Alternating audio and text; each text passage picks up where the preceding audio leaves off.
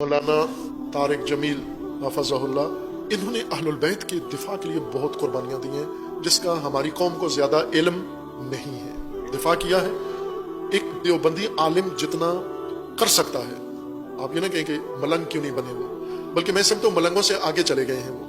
मैं उनका किस्सा सुनाता हूँ, जो मैंने पहले उनका ये क्लिप वीडियो नेट पे सुना हुआ था, फिर उनके घर जब गया, हाजिर हुए हम उनके खिदमत में, तो उन्होंने खुद दोबारा सुनाया। ये राजपूत खानदान है और जमींदार हैं, लैंडलॉर्ड हैं। अपनी वालिद की भी ज़मीनें थी, फिर खुद भी इन्होंने ज़मीनें खरीदी हैं, और ज़ाहिर फ़कीर या मोहताज उलमा में से नहीं है। इनके डेरा है, घर भी है वहाँ तुलंबा में, डेरा भी है इनका, जहाँ बड़े ज़िम्मेदारों के डेरे होते हैं। तो इन्होंने ये फरमाया कि हमारे डेरे पे मुख्तलिफ लोग आते हैं, इनके काम काज करने वाले, सारे डेरा आबाद होता है। तो कहा कि उनमें एक मरासी है, उसका नाम है सिद्दीक मरासी। वो कहते हैं ये मरासी जब हमारे घर आता था डेरे पे, तो दरवाजे से ही हाथ दोनों उठा के तो शुरू करता था बुलंद आवाज से अपने स्टाइल में, पंजाबी में, तेरी खैर होवे, तेरे अजदाद की खैर होवे, तेरे बड़ों की खैर होवे, तेरे फलां की खैर होवे। तो कहा मैं हैरान होता था कि ये हमारे घर से सिर्फ खाना खाता है, राशन लेता है, और हमारी 10 पुश्तों को ये याद करता है, एक एक का नाम लेके बड़े बड़े इज्जत एहतराम के साथ, कि उसकी भी खैर हो, उसकी भी खैर हो, अपने तरीके से।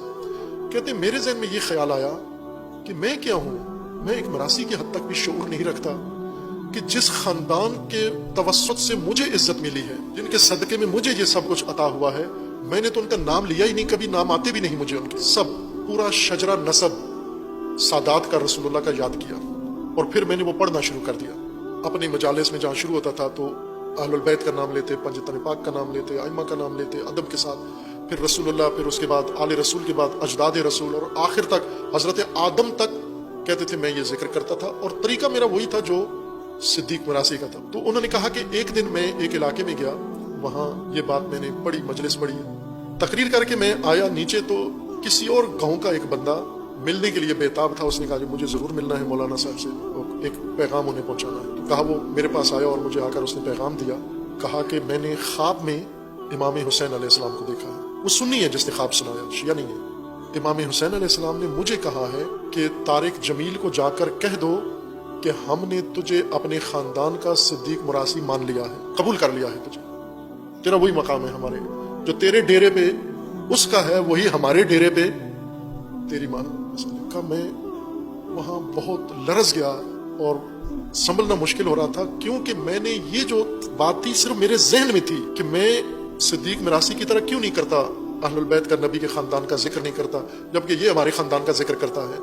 ये मैंने किसी से कहा हुआ नहीं था ताकि उसने इस शख्स को बताया हो, ये तो सिर्फ मेरे जहन में थी ये बात। और फिर मैंने ये शुरू कर दी, और उसके बाद ये शख्स आके, तो उसके बाद कहा मैं बहुत रोया। और फिर उसके बाद वो छुपाते नहीं है, कहते हैं मैं इस पे फख्र है मुझे कि मुझे अहलुल बैत ने अपना मरासी कबूल कर लिया, अपना जिक्र करने वाला कबूल कर लिया। अब आप तवज्जो करेंगे, एक देवबंदी आलिम है, और फिर उन्होंने किया और डट के किया जिक्र अहलुल बैत। अब ये एक बड़ा काम था उनका, और इसके फिर उन्हें भुगतना पड़ा, बहुत कुछ भुगतना पड़ा। आपको नहीं मालूम उनके साथ देवबंद मसलक ने क्या किया, उलमा ने क्या किया, उनके खिलाफ क्या किया, उनकी शख्सियत कुशी कैसे की, उनकी किरदार कुशी कैसे की, क्या कुछ हमले उनके ऊपर किए, ये आपको नहीं है।